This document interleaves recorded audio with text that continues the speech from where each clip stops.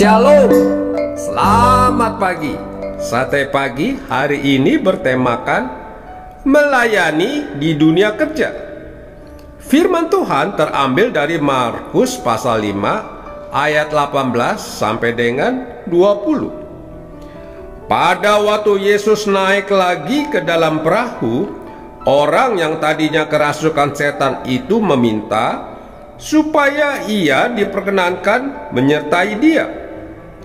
Yesus tidak memperkenankannya, tetapi ia berkata kepada orang itu, "Pulanglah ke rumahmu, kepada orang-orang sekampungmu, dan beritahukanlah kepada mereka segala sesuatu yang telah diperbuat oleh Tuhan atasmu, dan bagaimana ia telah mengasihani engkau." Ketika bertobat dan meninggalkan dosa-dosanya, banyak orang yang langsung meninggalkannya pekerjaannya, bahkan keluarganya, dan melayani Tuhan sepenuh waktu. Mereka masuk ke sekolah Alkitab dan mempersiapkan diri menjadi pelayan Tuhan. Mereka beralasan ingin menjadi pelayan Tuhan yang setia. Dari mereka ini memang banyak yang akhirnya berhasil dalam pelayanan. Tuhan memakai mereka secara luar biasa.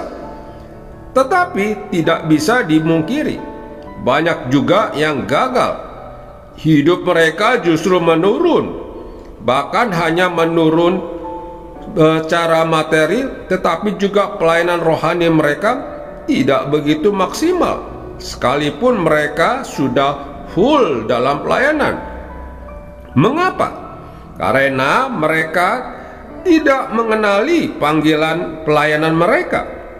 Kita perlu tahu bahwa tidak semua orang dipanggil Tuhan untuk melayaninya sepenuh waktu, seperti pendeta, penginjil, atau pengkhotbah.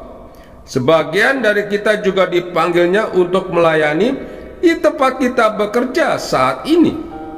Kita tidak perlu meninggalkan pekerjaan kita, namun justru di situ kita bisa melayani secara efektif. Sama halnya seperti Petrus, Andreas, Yohanes, dan Yakobus yang Yesus perintahkan untuk meninggalkan jalan mereka lalu mengikutinya. Tetapi orang lain seperti yang kerasukan setan di Gerasa, ia perintahkan untuk kembali untuk bersaksi di kampung halamannya. Ketika Yesus berhasil mengusir setan dari orang lain, ia meminta kepada Yesus agar diperkenankan untuk mengikutinya. Tetapi Yesus menolaknya. Sebaliknya, Yesus memintanya pulang ke rumah dan kepada teman-teman sekampungnya, serta memberitahukan kepada mereka apa yang telah Tuhan perbuat kepadanya dan bagaimana Tuhan mengasihani dia. Jika diperhatikan sepintas, apa yang diminta oleh orang bekas kerasukan setan ini tidaklah salah. Ia ingin mengikut Yesus. Ia mungkin berpikir bahwa Yesus telah berbuat hal besar baginya. Jadi ia ingin mengabdikan dirinya untuk melayani bersama Yesus. Tentu hal ini adalah keinginan yang mulia. Tetapi Yesus pun tidaklah salah dalam menolak orang tersebut untuk mengikutinya.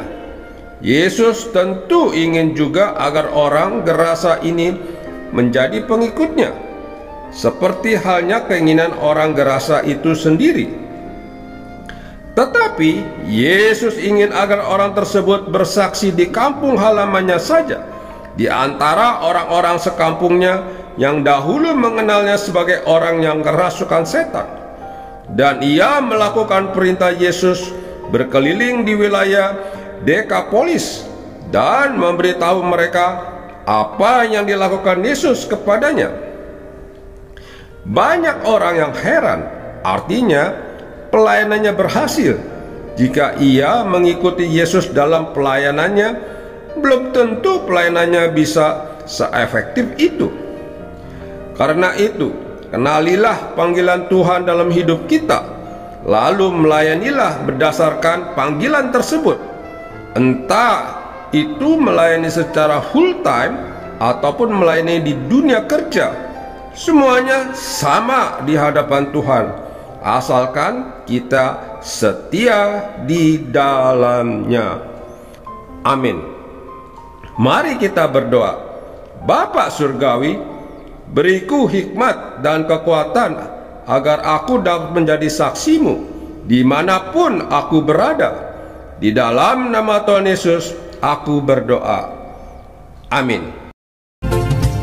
Ikut Dikau saja Tuhan, jalan damai bagiku. Aku selamat dan sentosa hanya oleh darah-Mu. Aku